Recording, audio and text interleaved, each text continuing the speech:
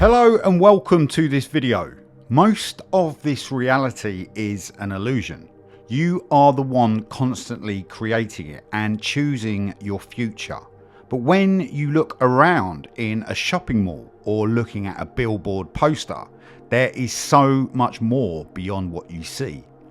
In this video, I want to show you a series of illusions and a few discoveries I have found in how these illusions fit into our current world and can be used subversively through advertising and the mainstream media. This is what is called the Lilac Chaser, also called the Pac-Man Chaser. This was an illusion created by Jeremy Hinton in 2005. If you stare at the center, you will notice a green dot appear and it will seem as if it's spinning around a circle. But there is actually no motion here and this isn't moving. It's the magenta dot turning off and then you're left with a green after image, giving you the feeling that a dot is traveling around the circle.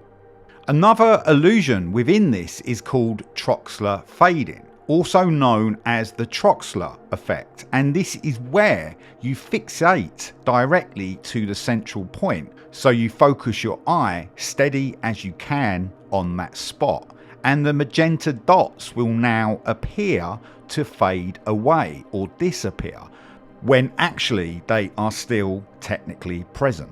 Because you are fixed on the central dot, the background will appear faded.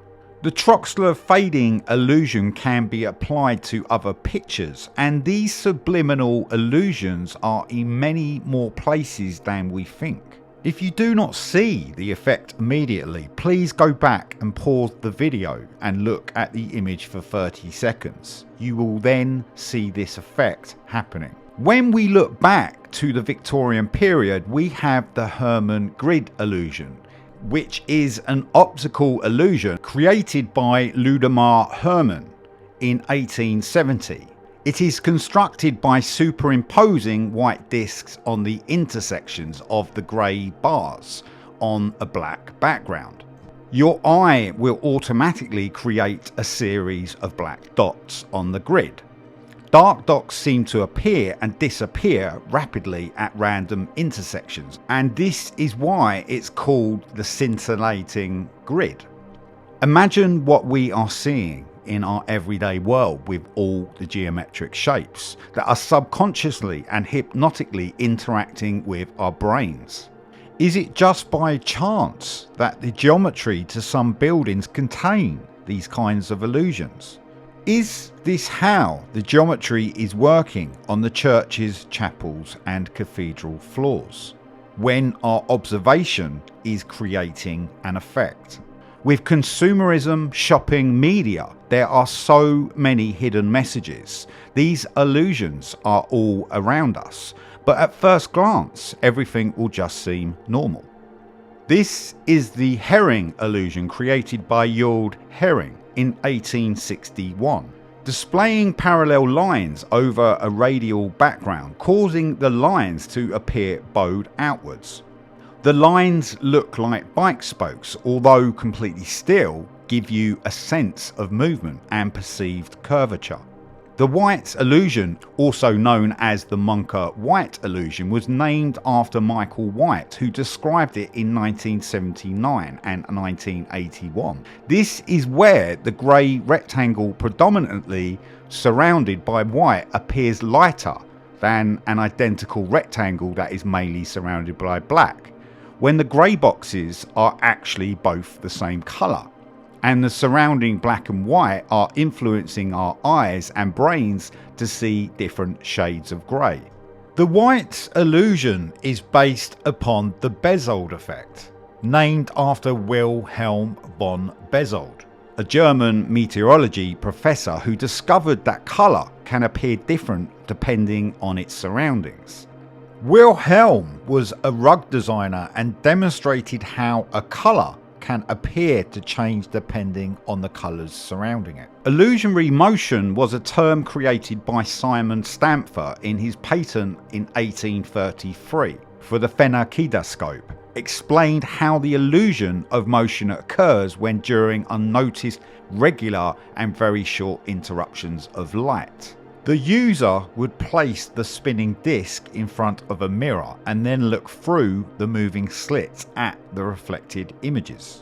The Phenakistiscope uses the principle of persistence of vision, where the human eye retains an image briefly after it has been viewed, by rapidly displaying a sequence of still images through the slots while the disc is spinning. The eye perceives them as a continuous motion. In later developments, you had the Zoetrope, a cylinder with slits and had a series of images. This was built upon the Phenakistiscopes principle, but allowed for viewing without a mirror and by multiple people. Another example of illusionary motion, when we look at this picture, we see it's clearly moving. Now just stare at one dot and it will remain still. This is happening due to the cognitive effects of the interacting effects of the colour contrasts. Many artists use these illusions in their work, such as MC Escher and Victor Vasarely. But this is also used in the mainstream, in advertising, corporate logos. This subconscious programming is happening all the time. The point I am making mainly from these illusions is how they are manipulating our brains and perception. In the old world, these would have been used very differently, but in this contemporary day, we are at another level, and these illusions, not always directly, are used to manipulate human consciousness. Just think about your smartphones. What images are they sending you? What are you not seeing when you're looking at your screen? Also the television, and with smart technology today, there has never been more of a time of programming, and it could be happening at a very unseen level, increasing daily with artificial intelligence. Going back to the Lilac Chaser, the first illusion we looked at, this got me thinking about the rose windows in churches, chapels and cathedrals, and how there could be something far greater happening here. These stained glass windows are often now depicting saints and holy figures, but this glass would have once been just made of various types of crystal that could enhance the light photonics that came from the sun.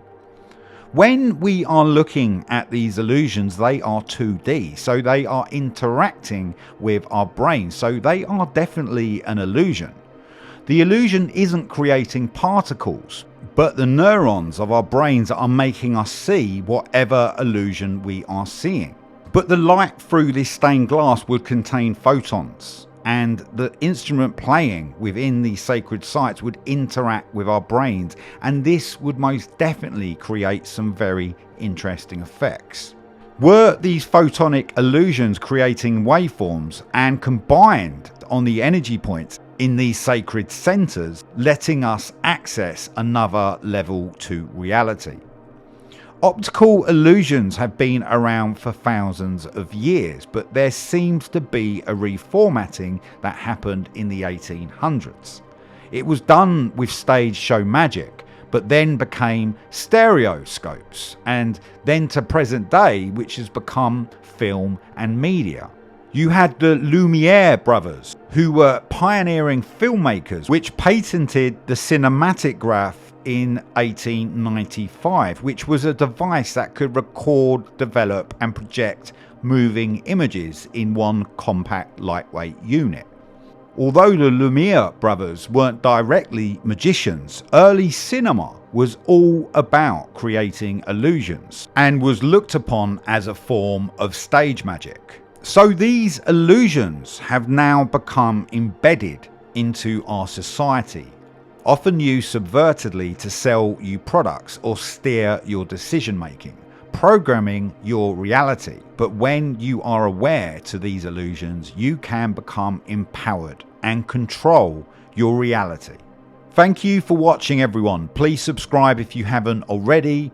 You can also join the members section or become a patron, where there is exclusive content and you can help support this channel. See you in the next video.